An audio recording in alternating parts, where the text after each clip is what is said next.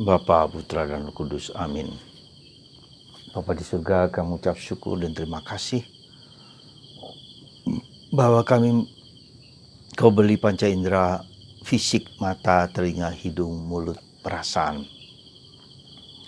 Tapi bantu kami juga untuk memiliki panca indera batin kami yang terdalam, sehingga kami dapat merasakan nada-nada bimbingan-Mu yang sangat halus dan lembut dalam hidup kami sehari-hari. Terpujilah nama-Mu kini dan sepanjang masa. Amin. Saudaraku terkasih dalam Kristus, kita memiliki panca indera. Panca indera fisik, melihat, mendengarkan, mencium, merasa, taste. Dan itu adalah semacam medium kita untuk mendapatkan informasi tentang apa yang ada di sekitar kita. Ketika kita melihat, ketika kita mendengar, ketika kita mencium, kita mengatakan sesuatu tentang apa yang masuk di dalam panca indera batin itu, panca indera fisik itu. Bila salah satu panca indera fisik itu terganggu atau katakanlah tidak berfungsi dengan baik, misalnya dengan mata, seperti hari ini Yesus menyembuhkan orang yang buta, yang tidak dapat melihat di sekitarnya. Dan cukup aneh bahwa Yesus memberikan penyembuhan dengan cara yang tidak biasa mungkin ya. Pada umumnya Yesus, bahkan orang mati pun Yesus hanya membangkitkan Lazarus, membangkitkan pemuda di Nain dengan berdoa singkat dan sembuh.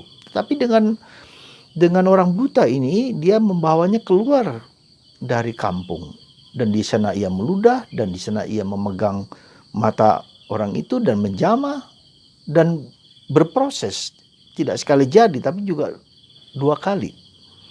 Lalu orang itu dapat melihat dengan jelas. Nah, sebetulnya apa yang mau disampaikan di sini adalah bahwa memang kita butuh panca indera fisik, tetapi lebih daripada itu adalah panca indera batin. Mata batin kita melihat, hidung kita, ya, telinga kita, mulut kita, perasaan kita secara batin ya, merasakan sesuatu yang tidak kelihatan tetapi yang hadir dan ada. Ya. Jadi proses dari panca indera fisik ke panca indera batin membutuhkan waktu proses yang panjang. Ya. Jatuh dan bangun. Ya. Maka kemungkinan kenapa Yesus membawa orang itu keluar dari kampung itu mau menunjukkan, dan juga kedua, kenapa Yesus harus berproses 2 kali ya. Dia membawa ke kampung, lalu kemudian coba melihat orang buta itu, melihat hanya, tapi seperti pohon yang berjalan, baru kemudian kedua kalinya menjadi jelas. Dan itulah pertumbuhan iman kita, dan pertumbuhan dan pengertian kita tentang keselamatan itu berproses ya. Jatuh dan bangun, perjuangan dan pergulatan ya. Tidak sekali jadi tiba-tiba orang sampai kepada suatu pemahaman, pengertian keselamatan tentang Yesus, tentang Allah ya. Kita butuh proses, dan proses itulah yang harus kita perjuangkan, kita cari. Kita perlu memiliki pengetahuan, maka kita membaca, maka kita membaca. Mungkin kita rekoleksi, kita mendapatkan informasi, membuat seminar A, membuat seminar B, berdiskusi, berdialog dengan banyak orang, sehingga kita punya pemahaman yang lebih dalam tentang sesuatu hal, termasuk dengan iman. Kita membaca kitab suci, kita merenungkan kitab suci, ya. Dan proses ini harus kita jalani supaya kita mendapatkan suatu pemahaman yang lebih jelas, lebih terang. Seperti halnya dengan Bunda Maria misalnya sebagai contoh. Maria menyimpan segala perkara itu dalam hati dan merenungkannya. Jadi Maria menyimpan segala perkara itu dalam hati dan merenungkannya dengan peristiwa-peristiwa yang ia alami, yang bagi dia cukup menggetarkan. Ya, dia bertemu dengan malaikat itu juga menggetarkan. Dia harus melahirkan Yesus di tempat yang mungkin tidak layak. Ya, dia harus pergi ke Mesir segera setelah anaknya lahir dan diancam oleh Herodes. Jadi semua itu perjuangan, pergulatan, proses, ya, melihat, mengalami, merasakan. Dan di situ tuh dia mendengarkan dengan baik apa yang harus ia lakukan. Seperti Yosef juga. Malam ini juga engkau harus pergi ke Mesir, mengungsikan anakmu. Coba lihat. Dan mereka pergi malam hari itu juga. Ya. Nah, jadi saudaraku terkasih dalam Kristus, apa yang sebetulnya yang harus kita sadari? Kita berproses dalam hidup ini. Beriman itu berproses. Maka kita harus terbuka dan membuka diri. Mau belajar terus-menerus. Membaca kitab suci. Apakah Anda setia membaca kitab suci? Anda mungkin mendengarkan renungan saya setiap hari. Tetapi jangan lupa, sebelum mendengarkan renungan Anda membaca dalam Stone City, ya, kota batu itu, teks kitab suci itu dengan baik. Maka ada saya besarkan, saya kecilkan, saya tebalkan. Ya, kita perhatikan bagaimana ketika kita melihat kata-kata yang ditebalkan itu ada sesuatu makna yang dalam. Ya, ada sesuatu yang harus kita renungkan. Oh iya, ternyata imanku itu pun berproses. Harus jatuh dan bangun, harus mengerti dan tidak mengerti. Dan aspek penting di dalam proses pertumbuhan iman, pendalaman iman, yaitu apa? Sikap mendengarkan. Ya.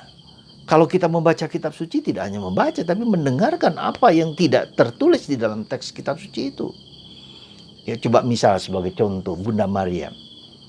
Bunda Maria mendapat kabar dari malaikat Tuhan sendirian loh. Pertanyaan kita, apakah malaikat itu datang seperti manusia? Datang malaikat dan mengatakan itu kepada Maria.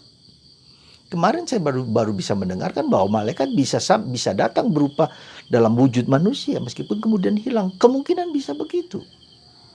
Ya, jadi ada semacam pribadi yang datang kepada, yaitu Gabriel, datang kepada Maria berdialog.